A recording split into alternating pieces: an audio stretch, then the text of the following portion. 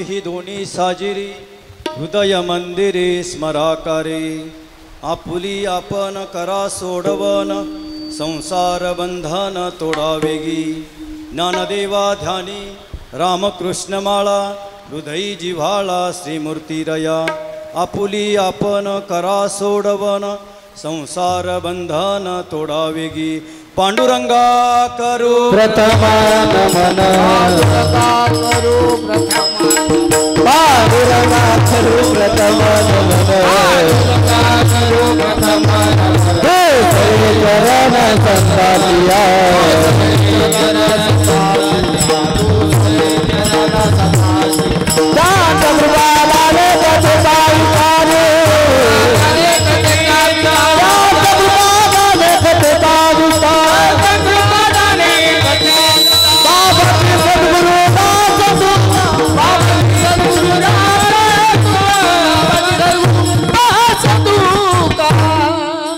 रामकृष्ण नामे ही दोन्ही साजिरी हृदय मंदिरी स्मराकारे आपुली आपण करा सोडवन संसार बंधन तोडावेगी।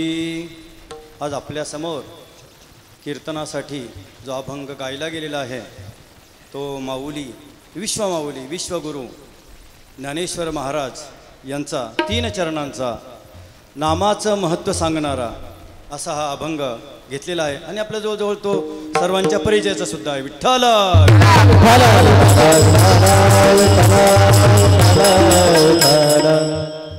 अभंगाचं संकीर्तन सुरू करण्यापूर्वी थोडासा परिहार द्यायचा तो असा की आपल्या अकोले तालुक्यातील तीर्थक्षेत्र अगस्ती आणि संगमनेर तालुक्यातील महत्त्वाचं तीर्थ रामेश्वर धाम या दोन्ही सत्संग मंडळांच्या वतीनं संयुक्त उपक्रमाने गेली 2 वर्ष सत्संग आयोजित केला जातो। मागच्या वर्षी अयोध्या येथे हा सत्संग आयोजित केला होता त्यावेळेस मला काही कळालंच नाही बरं का खरं म्हणजे, नाही तर माझा त्याच्यामध्ये सहभागी झालो असतं, मला नंतर कळालं ते।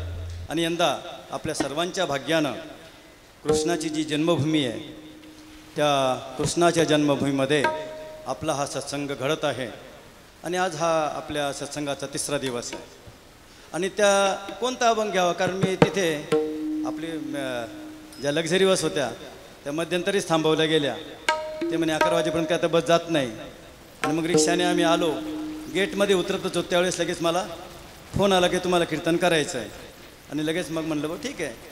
आणि त्या सगळ्या लोकांचा आभार मानलं पाहिजे कारण आपल्याकडे जी जाहिरात होती त्याचे माझं नाव कुठेच नाही बरं का कीर्तनकारांच्या यादीमध्ये, परंतु आदरणीय हरिभक्तीपरायण सुदाम महाराज कोकणे, आदरणीय राजेंद्र महाराज नवले, आदरणीय सुनील महाराज मंगळापूरकर आणि सगळेच आता सगळ्यांची नावं घेतली बसलं की कीर्तनच त्याच्यामध्ये जाईल।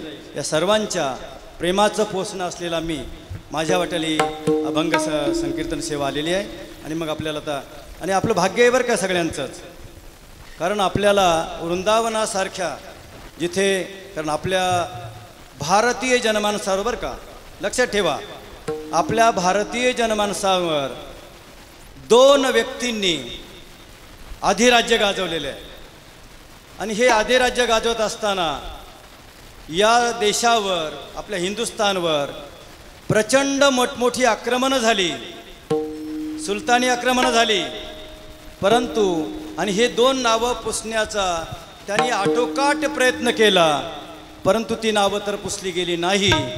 परंतु याची दोही याची डोळा आपल्याला अयोध्येमध्ये 550 वर्षानंतर प्रभू रामचंद्रांचं मंदिर आपल्याला याच दोही या डोळा आपल्याला पाहायला मिळालेलं आहे।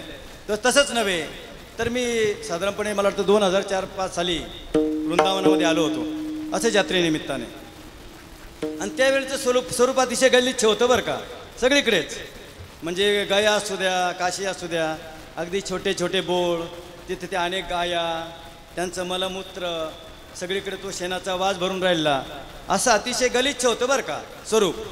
परंतु आपल्या सद्भाग्य सगळ्यांचं आहे की केंद्रामध्ये नरेंद्र मोदी आणि उत्तर प्रदेशमध्ये योगी आदित्यनाथ या आणि त्यांच्या पक्षांचं सरकार असल्यामुळं हे मोठं परिवर्तन इथे झालेलं आहे। एवढंच नव्हे तर इतर कोणाचं जर सरकार असतं तर तिथली साधी वीटही हलवू शकलं नसतं बरं का कोणी.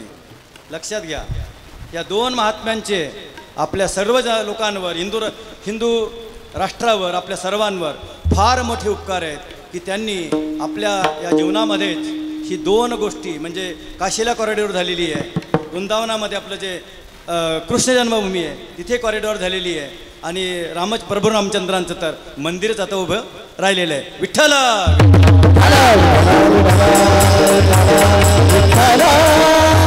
आणि मग आता कोणता अभंग घ्यायचा, तर म्हणलं मग रामकृष्ण ज्या दोन्ही जे विभूती आहेत आपल्या त्यांच्यावरच काहीतरी थोडंसं काहीतरी बोलता येईल आपल्याला. आणि म्हणून थोडासा अभ्यास केला बरं का.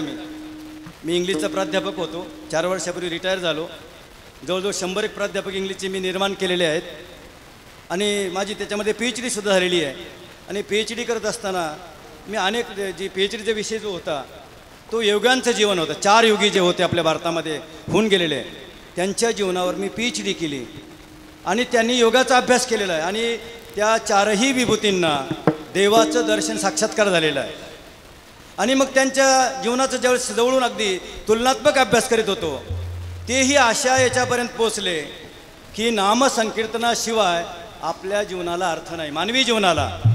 कारण मगाशीच मी ओवी पाहत होतो, माऊली म्हणतात, वेद त्रयीची या पाना अन्यत्र लागो नये अर्जुना.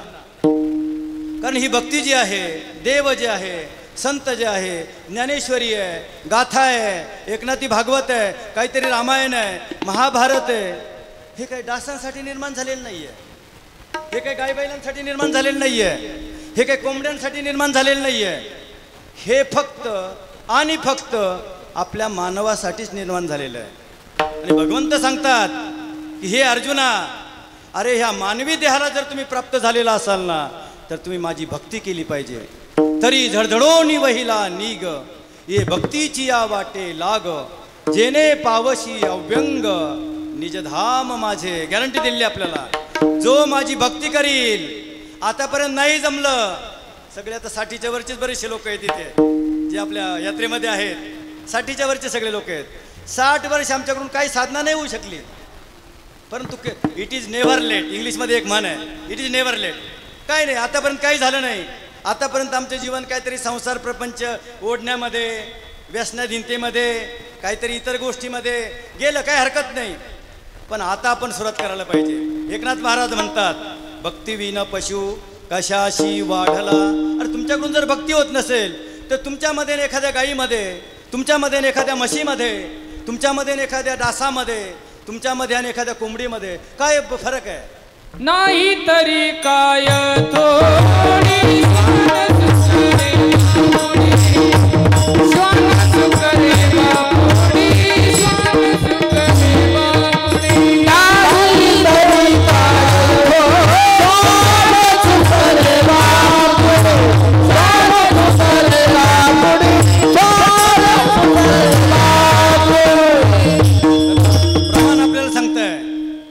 काही इतर प्राणी काही कमी आहेत का? म्हशींचे घोळचे जातात, गायी आपल्याला अनेक रस्त्यांनी दिसत आहेत, पण त्यांच्या मनामध्ये कधी असं आलं का, मग चला आपण वृंदावनच्या यात्रेला जाऊया, काहीतरी तिथे जाऊन सत्संग करूया, तिथे काहीतरी ज्ञानेश्वर पारायण करूया, तिथे काहीतरी भजन कीर्तन करूया, असा विचार इतर प्राण्यांमध्ये येऊ शकत नाही. कारण इतर प्राण्यांमध्ये आणि मानव प्राण्यामध्ये काही विशिष्ट असे भेद आहेत. भेद कोणते आहेत? इतर प्राणी जे आहेत ते सगळे आडवे आहेत, सगळे आडवे आहेत. मग ते पायाचे असोत, 2 पायाचे असोत, 4 पायाचे असोत, अनेक पायांचे असोत, बिन पायाचे असोत, अनेक प्रकारचे आहेत. भूचर आहेत, खेचर आहेत, जलचर आहेत, उभयचर आहेत. पण त्यांच्या ठिकाणी एकच असा प्राणी आहे, 83,99,999 ज्या योनी निर्माण केल्या आहेत त्या सगळ्या आडव्या आहेत, आणि हा मानवदेह मात्र उभा आहे. एवढाच फरक नाही आहे. तर याचे जे सुंदर पाय होते पूर्वी, कारण लहानपणचं जर आपण अवतार आठवला आपला, तर त्याच्यामध्ये काय आहे, रांगण्यासाठी आपण त्याचा उपयोग म्हणजे पायच होते. पण कालाच्या ओघामध्ये या हातांचं सुंदर हातामध्ये रूपांतर झालेलं आहे. एवढंच नाही तर आपला मेंदू जो दिलेला आहे तो किती जरी मोठा प्राणी असेल, हत्तीसारखा, पूर्ण वाढलेल्या हत्तीचं वजन 15,000 किलो असतं, आणि आपले काही 50-50 किलो. म्हणजे आपल्यापेक्षा 300 पटीने हत्ती मोठा आहे, पण त्याचा मेंदू आपल्यापेक्षा लहान आहे. म्हणजे आकारानेच लहान नाही आहे, तर वजनाने सुद्धा छोटा आहे. कारण हत्तीचा हत्ती जो आहे किंवा शार्क मासा त्याच्या जोडीचा आहे. त्याचा जो पूर्ण वाढलेला जो शार्क मासा आहे, व्हेल मासा आहे, त्याचं वजन सुद्धा 15 टन असतं, 15,000 किलो. पण त्यांचा मेंदू आपल्यापेक्षा छोटा आहे, आकाराने छोटा आहे. आकाराने छोटा नाही, आपल्या मेंदूचं जर वजन केलं पूर्ण वाढलेल्या माणसाचं तर 250 ग्रॅम आहे आणि त्यांचं जास्तीत जास्त 250 ग्रॅम आहे. एवढाच फरक नाही आहे. आणखी कोणता फरक आहे? आपल्या मेंदूमध्ये भगवंताने विशिष्ट अशा पेशी टाकलेल्या आहेत. तेवढंच नाही तर इतर प्राण्यांचा जर विचार केला, इतर प्राणी कोणीही बोलू शकत नाही, कोणीही विचार करू शकत नाही. कारण इतर सर्व जे प्राणी आहेत ते भोगप्रधान आहेत.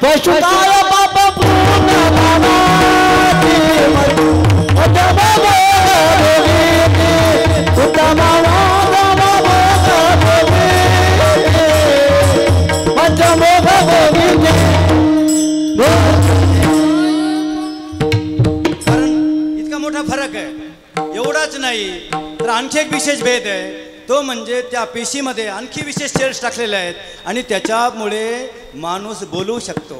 एवढे हजारो प्राणी आहेत, परंतु एकही प्राणी बोलू शकत नाही. मानव प्राण्यालाच ही देणगी दिलेली आहे. म्हणजे इतके भेद असल्यामुळे आणि सर्व भागवतामध्ये सुद्धा एक ओवी आलेली आहे, आहार निद्रा भय मैथून सर्व योनीशी समसमान. सगळ्या प्राण्यांना सगळ्यांचं जीवन कसं आहे, त्यांना आहार घ्यावा लागतो, आपल्याला आहार घ्यावा लागतो. काहीतरी बैल जो असेल तो कडबा खातो आणि आम्ही चपाती खातो, भाकर खातो, वरण भात खातो, काहीतरी लापशी खातो. आहार घ्यावाच लागतो. आहार निद्रा. दिवसभर आम्ही ताजमहाल पाहायला गेलो होतो, लाल किल्ला पाहिला. इथं भयंकर हीट आहे, याच्यामध्ये थकलो. आता हे सरांची बडबड कधी बंद होती, कधी आमच्या पोटामध्ये 4 घास पडतात आणि कधी आम्ही झोपतो. निद्रा आवश्यक आहे.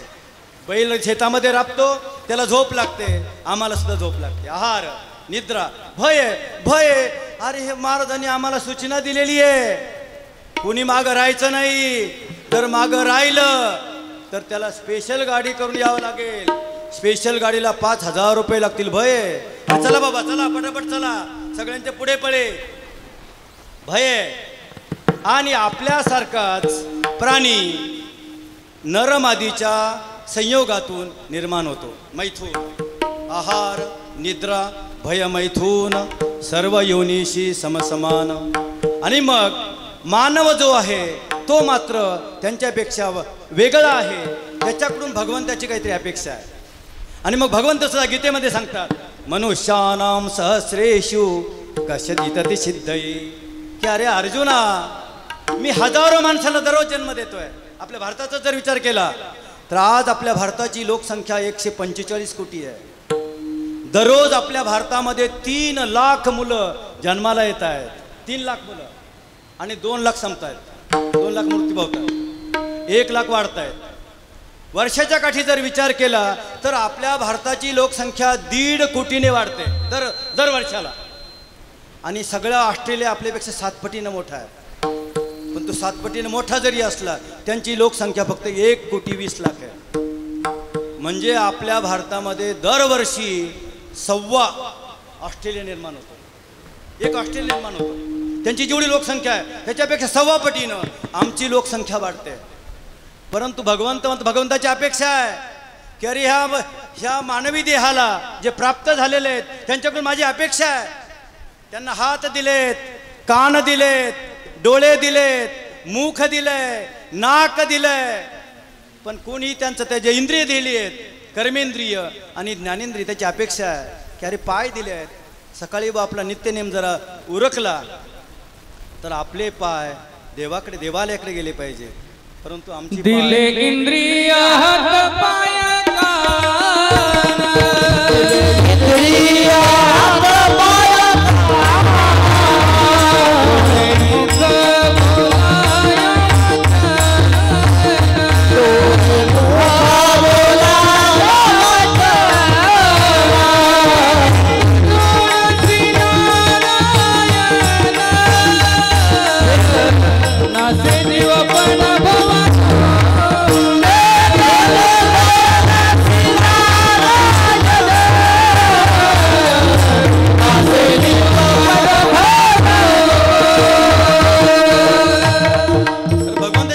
आहे. तुम्हाला जर एवढं दिले ना मी, ही तर प्राण्याला दिले नाहीये, हे फक्त मानवालाच दिलेलं आहे.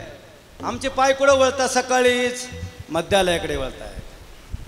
हाताने इतरच काहीतरी चाललेलं असतं. हाताने काय करायचं आहे की भगवंताचं दर्शन घ्यायचं आहे, काहीतरी हात जोडले गेले पाहिजे.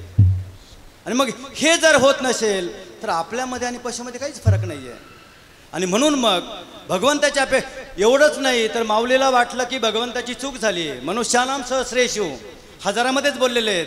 माऊली त्याच्याही पुढे जाऊन म्हणतात, आस्तेची या महापुरी रिघता ती कोटीवरी परी प्राप्तीच्या पैल तेरी विपायला निघे. अरे हजारो नव्हे कोट्यावधी लोकांना मी जन्म देतो, परंतु आपलं काहीतरी ध्येय आपल्या जीवनामध्ये, आपल्याकडून काहीतरी साधना झाली पाहिजे, आपल्याला देवाचा साक्षात्कार झाला पाहिजे. हे काही जर होणार नसेल तर हा देह जो आहे हा व्यर्थ आहे. याच्याकडून जर काही होत नसेल साधना, मग साधना कोणत्या आहेत तो सर? अनेक प्रकारच्या साधना आहेत. नवविधा भक्ती सांगितलेली आहे. श्रवणम, कीर्तनम, पादसेवनम, अर्चनम, सख्यम, दास्यत्व, अशा नवविधा भक्ती सांगितलेली आहे. एवढंच नव्हे तर दुसऱ्याही अनेक वाटा सांगितलेला आहे. योगाची या वाटा, योगाची वाट आहे, ज्ञानाची वाट आहे, कर्माची वाट आहे. परंतु हे जर मार्ग जर आपण पाहिले तर हे अवघड आहेत, अवघड आहे थोडेसे. योगाची वाट, आपल्याला जर वेळेवर चहा मिळाला नाही काय होतं बघा तुम्ही, अस्वस्थ होतो माणूस. सकाळी उठल्या उठल्या जर चहा मिळाला नाही तर अस्वस्थ होतो. त्याच्याकडून योगाची वाट कशी चोखाळली जाणार आहे? त्याला कारण 84 असणं सांगितलेली आहेत. आपल्या कीर्तनामध्ये 1 तासाच्या कीर्तनामध्ये 84 असणं होतात. प्रत्येक दिवसाची सुरुवात चहा पिण्याने होते. त्याच्याकडून योगाची वाट शक्य नाही आहे. ज्ञानाची वाट आहे. अहो आम्हाला साधं संसाराचं सुद्धा ज्ञान नाही आहे. सगळं अज्ञानच भरलेलं आहे, ठासून भरलेलं आहे. कर्म आहे, कर्माची वाट सूक्ष्म आहे. मोडोनिया वाटा, मोडोनिया वाटा सूक्ष्म दुस्तर, मोडोनिया वाटा, मोडोनिया वाटा सूक्ष्म दुस्तर. मोडोनिया वाटा, मोडोनिया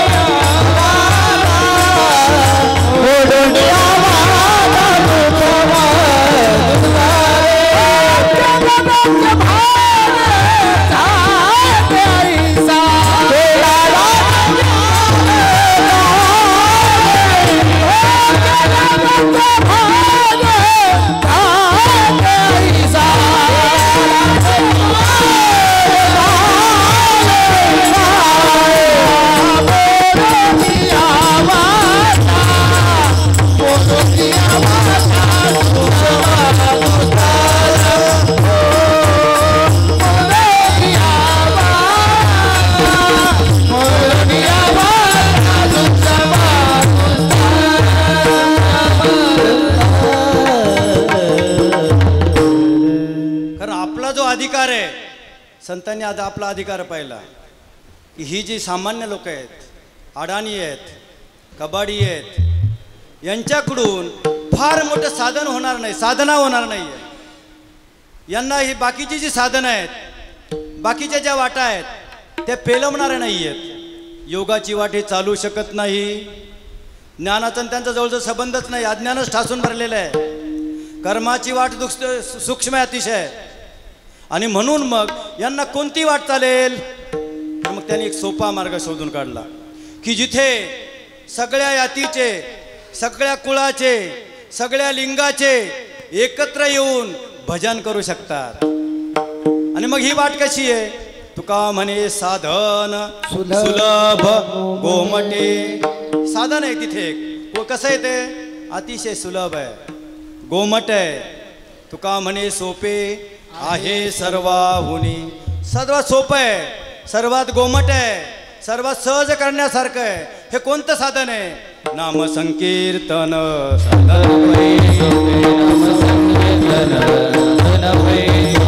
नाम संकीर्तन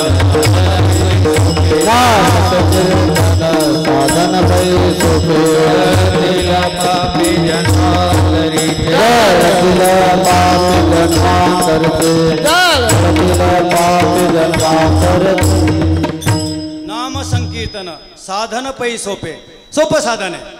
का बरे काढलंय की आम्हाला पेलवणार आहे. कोणीही, स्त्री असू द्या, पुरुष असू द्या, एखादा लहान मुलं असू द्या, एखादा वृद्ध असू द्या, एखादा उच्च वर्णातला असू द्या, एखादा खालच्या वर्णातला असू द्या, एखादा अतिशय विद्वान असेल, एखादा अतिशय अडाणी असेल, या सर्वांना. आणि दुसरं असं आहे की दुसऱ्या जर साधना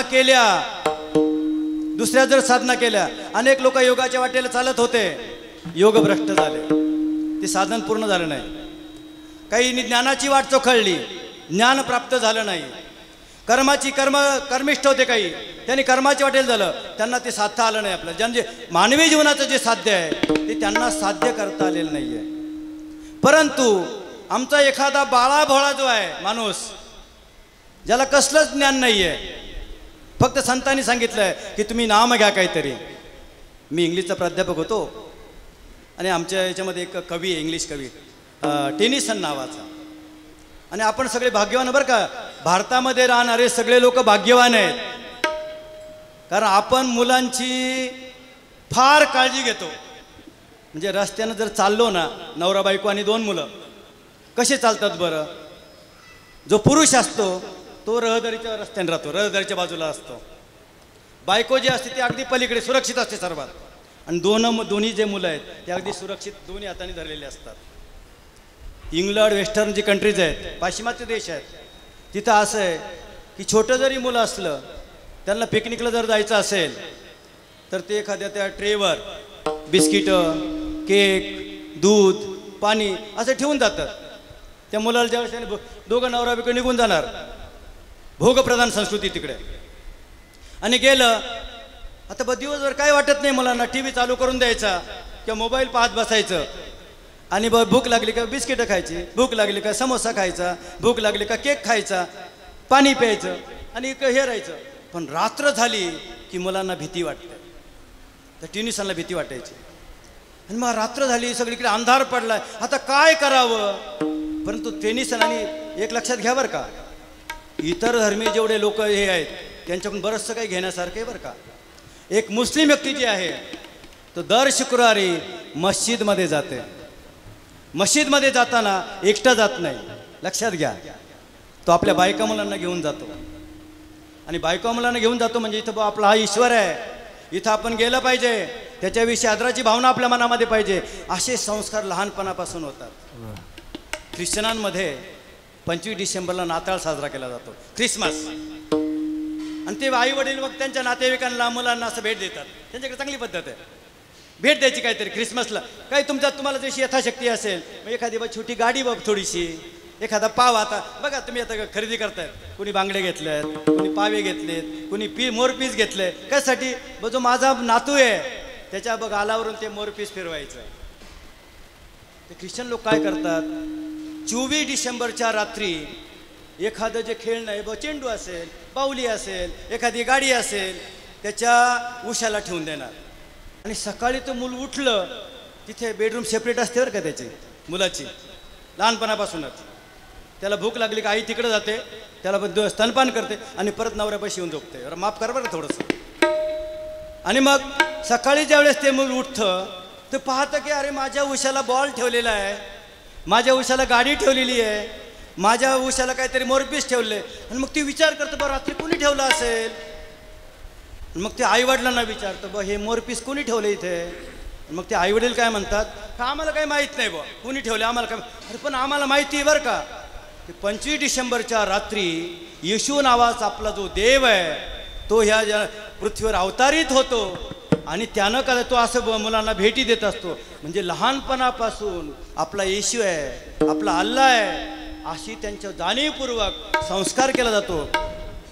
आता आपण आपल्याला प्रश्न करा बरं का, आमच्या कीर्तनकारांसहित, आपण ज्यावेळेस मंदिरात जातो, आपल्या बायकोला आपण मंदिरामध्ये किती वेळा घेऊन गेलो, आपल्या नवऱ्याला, आपल्या मुलांना, आपल्या मुलींना, आपल्या जावयांना, आपल्या नातेवाईकांना किती वेळा आग्रह केला, चला वृंदावनला सहल चाललेली आहे, चला तुम्ही सुद्धा. असे संस्कार झाले पाहिजेत. काय सांगत होतो तुम्हाला, तो टेनिसन नावाचा जो कवी होता तो घाबरला, रात्र झाली. कारण नामामुळे काय होतं की निर्भयता येते. आणि मग त्याला, आणि तो चर्चमध्ये गेला होता त्यावेळेस त्याने ऐकलं की त्या फादरने सांगितलं होतं का नामस्मरण करायचं, नामस्मरण करायचं म्हणजे तुमची भीती जाते. आपल्या बघा, आपण पूर्वी लाईट वगैरे नव्हत्या गावांमध्ये, कुठेतरी बघ ते कंदील वगैरे लावले असायचे. आणि आम्हाला आईवडील नेमकं काहीतरी सांगायचे, काडीची पेटी घेऊन या. आणि रात्र असायची, तिथे काळोखा असायचं भयंकर. आणि आपल्या गावात कुठं खैस असतो, कुठं हडळ असते, कुठं काहीतरी असतं, आणि ती भीती वाटायची. मग आई म्हणली तुम्हाला भीती वाटते ना, मग तुम्ही काय म्हणायचं, राम राम राम राम राम राम राम राम राम राम, की भीती जाते. त्या टेनिसनला आठवण्याचं काहीतरी नाम, कोणतं नाम घ्यायचं. त्याला आठवलं का रे आपलं नाव जे ते टेनिसन आहे. तो म्हणाला टेनिसन टेनिसन टेनिसन. त्याची निर्भयता निर्माण झाली. आणि म्हणून मग नामसंकीर्तन का करायचं, तर इतर साधनं जी आहेत ती आपल्या आवाक्या बाहेरची आहेत, आपल्याला पेलवणारी नाही आहेत. आणि भगवंत सुद्धा गीतेमध्ये सांगतात, दैवी हे शागुणमयी मम माया दुरत्यया हे मामेव प्रपद्यन्ते माया मे ताम तरंती ते. तर आपल्या पाठीमागे माया लागलेली आहे, मायासागर आहे, भवसागर आहे. आणि तो तरुण जाणं अतिशय अवघड आहे. आणि हा जर मायासागर, हा भवसागर जर तरुण जायचा असेल तर भगवान सांगतात की ही माया जी आहे तिचे 3 गुण आहेत. दैवी हेशा गुणमयी, ती दैवी आहे, ती गुणमयी, ती अनेक लीला दाखवते आपल्याला. आपलं वाटतं की आता सुख मिळालं बरं का, लगेच काहीतरी अटंबॉम्ब फुटतो लगेच आपल्या इथे, दुःखाचं सावट येतं लगेच काहीतरी. इथे सुद्धा बघा, काहीतरी आपण आलो इकडे, पण काहीतरी एखादी दुःखद बातमी आलेली असेल, आपल्या गावातलं कोणतरी गेलेलं आहे, कोणतरी नातेवाईक गेलेलं आहे. दैवी हेशा दैवी आहे, हेशा गुणमयी, अनेक गुण दाखवते ती. आणि दुरत्यया म्हणजे अतिशय दुर्गम आहे. ही माया जी आहे ती अतिशय दुर्गम आहे तरुण जाण्यासाठी. मग तुम्ही काय करा, मला शरण या, कालच शरणगतीवर हे झालेलं आहे, जो मज होय अनन्य शरण त्याचे निवारी मी जन्म मरण. शरणागता शरण्य मीच एकू. तुम्ही शरण, कारण आपल्या जीवनामध्ये कसं आहे, घरात आलोय, भूक लागलेली आहे, बीपीचा त्रास आहे, सकाळी जर गोळी 8:30ला घ्यायची आहे, बायकोचा जर नाश्ता तयार झाला नसेल, बायकोला शरण जावं लागतं. बायकोला तर दिवाळी आली, साडी घ्यायची इच्छा आहे, पण स्वतःजवळ काहीच नाही ना, स्वतःच कमाईचं साधन नाही आहे, मग काय, नवरोबाला शरण जावं लागतं. म्हातारपणी आपल्याकडे काहीच साधन नाही आहे, मुलांना शरण जावं लागतं, नातेवाईकांना शरण जावं लागतं, इतर लोकांना शरण जावं लागतं. मग शरण जायचं असेल ना, भगवंत म्हणतात इतरांना शरण जा गेलं तर आपल्या पदरात काहीच पडणार नाही. इतर साधनांचा जर उपयोग केला तर इतर जी साधनं आहेत ती निश्चित फल पर्यवसायी नाही आहेत. योगाच्या वाटेला गेले, तुमचं आयुष्य संपलं, योग भ्रष्ट झाले. काहीतरी कर्माचं हे केलं, कर्मामध्ये काहीतरी चूक झाली, लगेच रिव्हर्स होतं लगेच सगळं जीवन. काहीतरी ज्ञानाची वाट आहे, ज्ञान आता इतकं मोठं ज्ञान आहे की आपण तिथे पोहोचू शकत नाही. एखाद्या फील्डमध्ये सुद्धा, एखाद्या ब्रँचमध्ये सुद्धा आपण स्पेशालिस्ट होऊ शकत नाही आहे. आणि मग आपल्याला जर भगवंताची प्राप्ती करायची असेल तर नामस्मरणाशिवाय, नामाचं जे साधन आहे ते सोपं आहे, ते सुलभ आहे, ते सहज करण्यासारखं आहे, सोपं आहे. आणि म्हणून मग सगळ्यांनी नामस्मरण केलं पाहिजे. पण तुम्ही म्हणाल बा आता बरंच, तर तुम्ही नामस्मरण का करायचं, कसं करायचं हे सांगितलं, पण कोणाची नामं घ्यायची ते पहिल्या चरणात सांगितलं. रामकृष्ण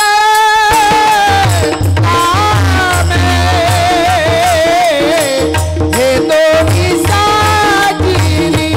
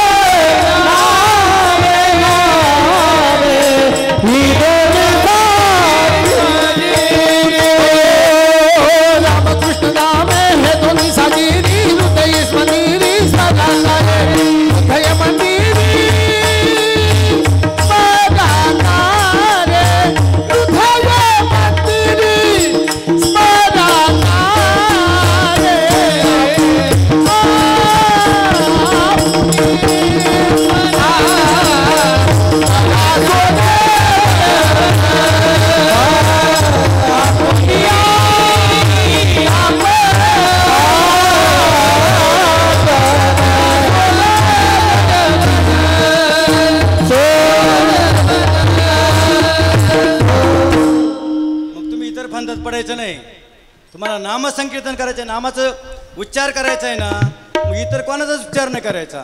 आपल्याला संतांनी सांगून ठेवलं आहे राम कृष्ण ही दोन्ही नामे साजिरी. चांगली नाम आहेत अतिशय. कारण आपल्या जे संस्कार झालेत आपल्यावर बघा बरं का, कारण आपण आठवण करतो फक्त ती रामाची आणि कृष्णाची. आपल्याला आपल्या आजोबाचं जर पलीकडं नावं जरी विचारली, पंजोबाचं नाव काय आहे, इथं कोणाला सांगता येणार नाही जवळजवळ पंजोबाचं. परंतु 7,000 वर्षापूर्वी 10,000 वर्षापूर्वी हे महात्मे होऊन गेलेत, पूर्णोत्तम अवतार आहेत. एक जो अवतार आहे, एक बाणी, एक वचनी, एक पत्नी. रामाचं जे चरित्र आहे त्या चरित्रावर मी थोडंसं लिखाण केले बरं का. एक 3 तास पुरेल एवढं एक व्याख्यान केलं तयार बरं का. का रामकृष्णाचं जे जीवन आहे, ज्ञानेश्वरी, महाभारत, रामायण, एकनाथी भागवत आणि गाथा यांचं थोडंसं हे विचार करून मी त्याच्यामध्ये साधारणपणे 55 साम्य आणि भेद पाहिलेले बरं का. मग त्यांच्या जीवनामध्ये काही साम्य, दोन्ही अवतार आहेत, नंतर ते दोन्ही विष्णूचेच अवतार आहेत दोन्ही परत. आणि मग भेद बरेच आहेत. यांचा जन्म कारागृहामध्ये झाला, त्यांचा जन्म राजवाड्यामध्ये झाला, त्यांचा जन्म उन्हाळ्यात झाला, यांचा पावसाळ्यात झाला, वगैरे वगैरे बरेच आहे. आपलं सगळं माहिती आहे तुम्हाला. ते असं हे भरपूर केलं आहे. आता सांगण्याला तेवढा वेळ नाही, फक्त आता आपल्याकडे 5 मिनटं शिल्लक राहिलेले आणि 5 मिनटामध्ये आपलं कीर्तन संपवायचं. राम जे आहेत ते आदर्श पुरुष आहे. आदर्श म्हणजे आदर्शतेचं का, म्हणजे एकदा आपले स्वामी विवेकानंद पाश्चिमात्य राष्ट्रांमध्ये गेले, अमेरिकेमध्ये गेले आणि त्यांनी सांगितलं, हरिश्चंद्राची कथा सांगितली त्यांनी. हरिश्चंद्राची कथा म्हणजे आपल्याकडे महाभारत आणि रामायण हे कथेचं कोठार आहे बरं का. म्हणजे हे सर्वात मोठी महाकाव्य आहेत. त्याच्यापेक्षा मोठी महाकाव्य जगाच्या साहित्यामध्ये कुठंच नाही आहेत. म्हणजे महाभारताचा जर विचार केला तर महाभारतामध्ये 1,00,000 पात्र आहेत बाबा, 1,00,000 पात्र आहेत. 10,000 कथा आहेत छोट्या छोट्या 2-2 श्लोकामध्ये. त्याच्यामध्ये 1,000 मोठ्या कथा आहेत. त्याच्यामध्ये 100 आख्यान आहेत. आणि त्याच्यातली जी मुख्य कथा आहे कौरव पांडवांची, त्याच्यापेक्षा उपाख्यानं मोठाली आहेत. 10 उपाख्यानं जी आहेत ती त्याच्यापेक्षाही मोठी आहे. आणि त्याच्यामध्ये एक उपाख्यान जे आलेलं आहे ते हरिश्चंद्र राजाचं आलेलं आहे. आणि त्या स्वामी विवेकानंदांनी त्या हरिश्चंद्राचं आख्यान सांगितलं आणि सांगताना त्यांनी सांगितलं की आमच्या देशामध्ये एक सत्वशील राजा होऊन गेला आणि त्याच्या स्वप्नामध्ये एक ऋषी आला आणि त्या स्वप्नामध्ये त्यानं दान दिलं आपलं राज्य. आणि दुसऱ्या दिवशी ते ऋषी हजर झाले आणि त्यांनी ते दान लगेच दिलं. म्हणजे स्वप्नातलं आपण जागे असताना सुद्धा जे दान दिलेलं आहे ते आपण विसरून जातो बघा. बरेचसे मिनिस्टर वगैरे जे आहेत, मंत्री वगैरे, काय प्राईम मिनिस्टर असतील, चीफ मिनिस्टर असतील, ते सांगतात मी असं बोललोच नव्हतो, हे काहीतरी तुम्ही चुकीचं सांगतायत. परंतु दुसऱ्या दिवशी विश्वामित्र ऋषी आले, त्यांनी लगेच दान देऊन टाकलं. ते एक त्यांना एक स्त्री भेटायला आली आणि त्या स्त्रीने विचारलं, अहो असं कुठं घडतं का? स्वप्नामध्ये एक माणूस येतो, तो दान मागतो आणि तो राजा इतका सत्वशील आहे की तो दान देऊ शकतो. ही काहीतरी काल्पनिक कथा आहे. म्हणे तुम्हाला जरी आमचा जो विश्वास आहे बरं का, एक लक्षात ठेवा बरं का, ज्याला परमार्थ करायचा आहे, ज्याला काहीतरी साधना करायची आहे, त्याने एक लक्षात ठेवायचं की देवाच्या आणि संतांच्या वचनावर विश्वास पाहिजे बरं का. ज्यांच्या मनामध्ये संतांच्या आणि देवाच्या वचनावर विश्वास नाही त्यांनी परमार्थाच्या भानगडीत पडायचं नाही. त्यांनी कीर्तन प्रवचन ऐकायची नाही, करायची सुद्धा नाही. कोणीतरी बोलतो किंवा तुकाराम महाराज सदैव वैकुंठाला गेलेच नाही, याला परमार्थ मातीत गेला तुमचा. रामकृष्ण झालेच नाही. आमच्या सरकारने सुप्रीम कोर्टामध्ये प्रतिज्ञापत्र दिलं की रामकृष्ण हे काल्पनिक पात्र आहेत, त्यांनी परमार्थाच्या भानगडीत पडायचं नाही. ज्यांना परमार्थ करायचा आहे त्यांनी अगदी 101% राम झालेच होते, कृष्ण झालेच होते. त्यांनी सगळे पुरावे येत आहो अगदी पूर्वेपासून. कारण रामाचा जो इतिहास आहे तो उत्तरेकडून अयोध्येतून निघतो आणि श्रीलंकेपर्यंत जातो. याला काय म्हणतात, मला वाटतं रेखावृत्त म्हणतात बरं काही असे. म्हणजे राम जो आहे तो भारतीय संस्कृतीचा अक्षांश आहे, रेखांश आहे. आणि कृष्ण जो आहे पश्चिमेत द्वारकेला त्यांचं कर्मभूमी होती आणि ते जगन्नाथपुरीपर्यंत गेले होते. रेखांश अक्षांश जे म्हणतो, म्हणजे राम जे आहेत ते भारताचं रेखांश आहे आणि कृष्ण जे आहेत ते भारताचा अक्षांश आहे, आडवा आणि उभं. राम आणि कृष्ण हे आमच्या जीवनाचे एक अतिशय दुर्लभ भाग आहे, अनिवार्य भाग आहे. त्यांच्याशिवाय आम्ही जीवन जगू शकत नाही. म्हणजे अगदी मुस्लिम स्त्रिया ज्या होत्या त्यांची मी आत्मचरित्र वाचलेली आहेत. त्यांनी त्यांच्यात नमूद केलं बरं का की त्यांच्या ज्या आया होत्या आपल्याकडे श्रावण महिन्यामध्ये पोथ्या वाचतात. आणि ते मुस्लिम लोकसुद्धा आपल्या शेजारी जे राहायचे, आमच्या शेजारी सुद्धा राहत होते, ते पोथ्या ऐकायला यायचे दरवेळेस. मग त्या मुलींवर संस्कार करताना ते सांगायचे की बाई तू आता लग्न करून चाललेली आहेस. द्रौपदीनं जसं जीवन जगलं, सीतेनं जसं जीवन जगलं, अहिल्यानं जसं जीवन जगलं, दमयंतीनं जसं जीवन जगलं, तसं तुला जीवन जगायचं आहे. म्हणजे मुस्लिम आहे समाजाने, हिंदुत्वावर त्यांचा विश्वास नाही आहे, हिंदू देवता त्यांना मान्य नाही आहेत. पण एक मुस्लिम आई एक मुस्लिम मुलीला सांगते की तू वैवाहिक जीवन कसं जगायचं. लक्षात घ्या, इतका अतिशय खोलवर असा रामाचा आणि कृष्णाचा. आणि म्हणून तुम्हाला जर नामच घ्यायचे असतील ना, तुम्हाला नामसंकीर्तनच करायचं आहे ना, मग तुम्ही काय करा, राम आणि कृष्ण हे अतिशय सुंदर आहे, साजिरी आहे. आम्ही एकदा यमुनोत्रीला चाललो होतो, 4 धाम जे आहेत उत्तराखंडमधले, यमुनोत्रीला चाललो होतो. आणि आपल्याकडे लोक पळतात, तरुण लोक जे पुढं पुढं जातात. आणि काही म्हातारी माणसं जी माझ्याबरोबर असायची ती म्हणे सर आमच्याबरोबर चला बघा, आम्ही थोडंसं मागं पडतोय, आम्हाला थोडं धरून घ्या. एका ठिकाणी विश्रांतीला बसलो, 3-4 किलोमीटर चाललो, तिथे विश्रांतीला बसलो. एक अतिशय निरक्षर बाई, अडाणी बाई बरं का, माझ्या शेजारी येऊन बसल्या. सर तुमच्या काही लक्षात आलं का हो? काय हो बाई? लक्ष्मीबाई नाव होतं त्यांचं. काय हो बाई? त्या म्हणे आपण यमुनोत्रीला चाललेलो आणि हिमालय फार सुंदर आहे बरं का, आपला भारत सर्वांग सुंदर आहे, सगळ्यांनी काही नाही केलं तर हिमालय पहा आणि सगळं भारत पहा, अतिशय सुंदर आहे. ते म्हणे सर आपण आता यमुनोत्रीला चाललो आहे, तिथे ते चिनार वृक्ष, बर्फाच्छादित असे ते सगळे डोंगर वगैरे, अतिशय सुंदर दृश्य होतं. त्या बाई म्हटल्या की सर हा निसर्ग एवढा सुंदर आहे, ज्यानं हा निसर्ग निर्माण केलेला तो किती सुंदर असेल. रामकृष्ण नामे ही दोन्ही साजिरी सुंदर आहेत. आणि कृष्णाचं चरित्र कसं आहे, सुंदरतेचं चरित्र आहे सगळं. रामकृष्ण नामे ही दोन्ही साजिरी हृदय मंदिरी स्मराकारे. हृदय मंदिर काय, फक्त थोडी शंका येईल मनामध्ये की हृदय मंदिरी स्मराक म्हणजे काय, ते 2 मिनिटामध्ये फक्त शंका फेडायची आणि कीर्तन संपवायचे आपल्याला. हृदय मंदिर म्हणजे काय की आपल्या जीवनाचा क्षणभंगुर नाही भरवसा. म्हणजे दुसऱ्या क्षणाला काय होईल, ती कीर्तनकार जरी असलो तरी हार्ट अटॅक येऊ शकतो लगेच चांगल्या माणसाला. आणि अलीकडे ते प्रमाण फार वाढलेलं आहे, तरुण मुलं तर फार जाऊ राहिले हार्ट अटॅकने. आणि तो अतिशय सुंदर मृत्यू बरं का, त्यांना समजतच नाही काय झाले आणि बाकीच्यांना समजून काही उपयोगच नाही. सुंदर मृत्यू अतिशय हार्ट अटॅकचा. आणि मग हृदय मंदिर स्मरा म्हणजे काय की कदाचित आपल्याला असं, कारण बऱ्याच लोकांना अनेक रोग होतात, दुर्धर रोग होतात, कॅन्सर होतो, कशाचा कॅन्सर झाला, सगळी आयुष्य नामसाधनेमध्ये गेलेलं आहे. राम राम राम रामकृष्ण हरी रामकृष्ण हरी ओम नमो भगवते वासुदेवाय. सगळी नामसाधनेमध्ये अनेक मासे महात्मे त्या वृंदावनामध्ये जर पाहिलं, अनेक प्रसिद्धी परांगमुखे बरं का, ते प्रसिद्धीच्या मागं नाहीत असे. मग यांचं काय चाललेलं असतं, फक्त नामस्मरण असतं. यांच्या दोघांच्या त्या आपण ज्या आश्रमात जाणार आहोत प्रेमानंद स्वामींच्या, त्यांच्या दोन्ही किडन्या फेल आहेत. त्यांचं जीवन कसं चाललेलं आहे, नामस्मरणामुळे चाललेलं आहे बरं का. केवळ काय ते यंत्र डायलिसिस वगैरे करतात तो भाग वेगळा. हृदय मंदिरी स्मरा म्हणजे काय, कदाचित मी नामस्मरण करतोय, वाटेला चालायला लागलो की प्रत्येक वाटेला मी राम म्हणतोय. माझ्या बाबतीत बरं का, नर्मदा परिक्रमा केली, 3,500 किलोमीटर केले आम्ही, तिघं होतो बरोबर. आम्ही एकच नियम केला की एकदा परिक्रमेला सुरुवात रस्त्याने चालायला लागलो की आपल्यामध्ये 100 मीटरचं अंतर ठेवायचं.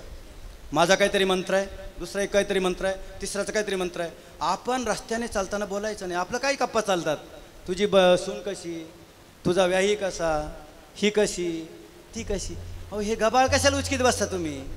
काहीतरी आपलं ज्याने जीवनाचं हित होईल ते काहीतरी करा आणि मग नामस्मरण करा. आणि मग कधी कधी काय होईल की मला घशाचा कॅन्सर होईल, नामस्मरण करतो मी आता, परंतु घशाला इतकी सूज येईल की मला अन्नसुद्धा खाता येणार नाही, मला पॅरालिसिस होऊ शकतो, माझं आता जरी तोंड सरळ असलं पण शरद पवारांसारखं वाकडं होऊ शकतं, बोललेलं समजू शकत नाही आपल्याला, नामस्मरण करता येणार नाही आपल्याला.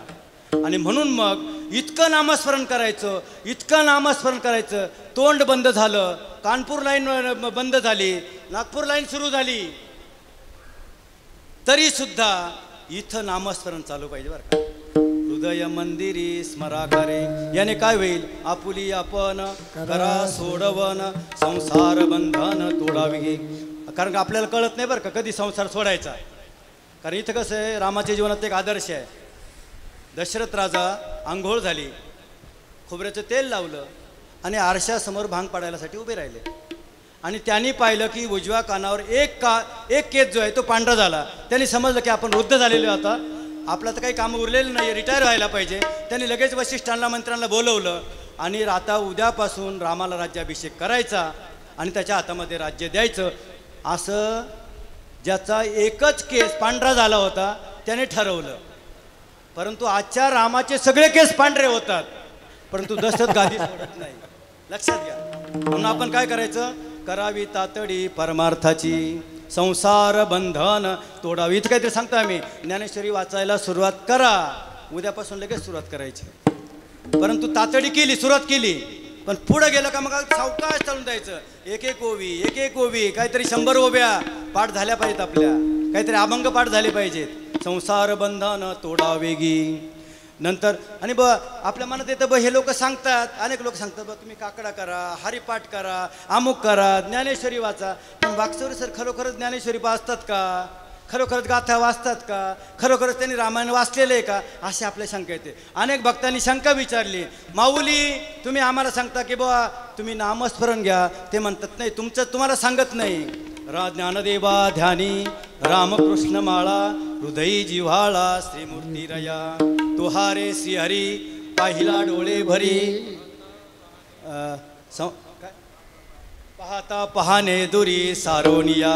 तो पाहिलाय ना वेधीले मन, त्याने माझ्या मनाला वेध लावलेला आहे. त्याची ती एक पद आहे बरं तसं. ज्ञानेशांच्या समाधी मधुनी, ज्ञानेशांच्या समाधी मधुनी निगती मंजुळ स्वर. रामकृष्ण रामकृष्ण मनती ज्ञानेश्वर.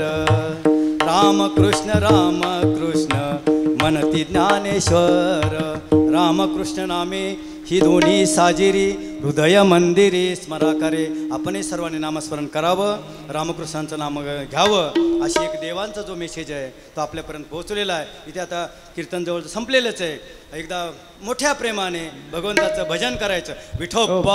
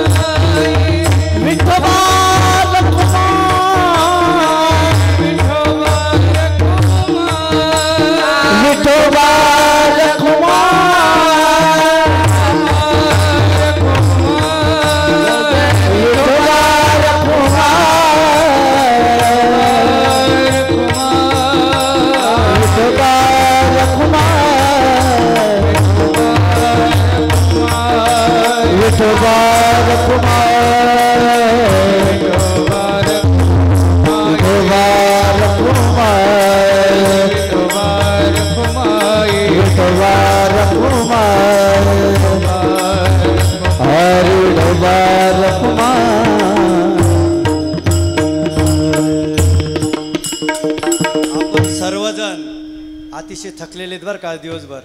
कारण आपण जवळजवळ 7-8 वाजता इथे 8:30ला इथे आलेले आहेत बरं का. अतिशय थकलेले तरी एवढ्या थकलेल्या शरीराने तरी पण तुमचं मन जे आहे ते अतिशय ताजंतवान आहे. त्याने अतिशय चांगली साथ आपण सगळ्यांनी दिली. सर्व गायक वर्ग इथे आपल्या अकोले तालुक्यातील परमार्थाचे ज्येष्ठ मार्गदर्शक ज्यांना पितामह म्हणता येईल असे मनोहर महाराज भोर यांच्यासमोर आता मी काय कीर्तन करावं. खरं म्हणजे सुधा महाराज कोकणे अतिशय ज्येष्ठ श्रेष्ठ रथी महारथी असताना आपलं बो काहीतरी मज पामर आहे काय थोर पण, परंतु या प्रेमाने मला उभं केलं. मी सर्वांचे आभार मानतो. आणि थोडंसं बरं का आता एवढे 600-700 लोक आपले 600 लोक आहेत. थोडीफार त्रुटी नाहीच आहे जवळजवळ बरं का. चांगलं जेवण आहे, चांगली राहण्याची व्यवस्था सगळ्यांची चांगली झालेली आहे. परंतु आता आपल्याचमुळे बरं का थोडंसं आपण अलर्ट राहिलं पाहिजे बरं, तत्पर राहिलं पाहिजे. एखाद्या ठिकाणी गेलो की आपल्याला अर्धा तास 1 तास दिलेला, आपण 2-2 तास जर तिथे राहिलं तर त्यांची तारंबळ होते बरं का थोडीशी. आपणच त्याला जबाबदार आहोत थोडंसं. तर ह्या आणि आपण कशासाठी आलेलो आहे? खाण्यासाठी आलेलो नाही बरं का, आपण सत्संगासाठी आलेलो आहे.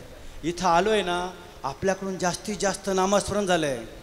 इथं फक्त जे लोक यात्रेत येतात त्यांना फक्त एखादा दिवस राहण्याचं भाग्य कुठेतरी मिळतं आहे. एखादं 5-10 सेकंद फक्त त्या ठिकाणी जरा दर्शन घेण्याचं भाग्य मिळतं आहे. आपलं असं भाग्य की 8 दिवस जिथं कृष्णाचा जन्म झाला आहे तिथं आपल्याला राहायला मिळतं आहे. सगळ्या मोठमोठ्या लोकांच्या तोंडातून वदनातून आपल्याला अतिशय चांगल्या प्रकारचं मार्गदर्शन मिळतं आहे. या सगळ्याचा आपण लाभ घ्यायचा आहे बरं का. आणि इतर गप्पा आता सोडून द्या, थोडे 4-5 दिवस राहिले आता फक्त इथं फक्त नामस्मरण आणि नामस्मरणच करायचं. कारण आपल्या घरात जर नामस्मरण केलं ना त्याचं एकपटच फळ मिळणार आहे. पण इथं जर नामस्मरण झालं, कारण आपलं पुण्य कमी पडतं बरं का. म्हणजे कीर्तन मंडपात हजेरी आपलं पुण्य आहे, पण आम्ही विठ्ठल विठ्ठल म्हणतोय. चांगले गायक इतकं सुंदर अगदी उगवते तारेत बरं का. हे स्वराच्या बाबतीमध्ये मला काही स्वर नाही एवढं काही, पण उगवते तारे स्वराचे इतकं चांगलं गायन ऐकायला मिळतं आहे. आपण सुद्धा आपला जो काळ आहे तो नामस्मरणामध्ये घालवा अशी एक विनंती करतो. आणि इथेच सेवेला पूर्णविराम. ज्ञानेश्वर माऊली ज्ञानराज माऊली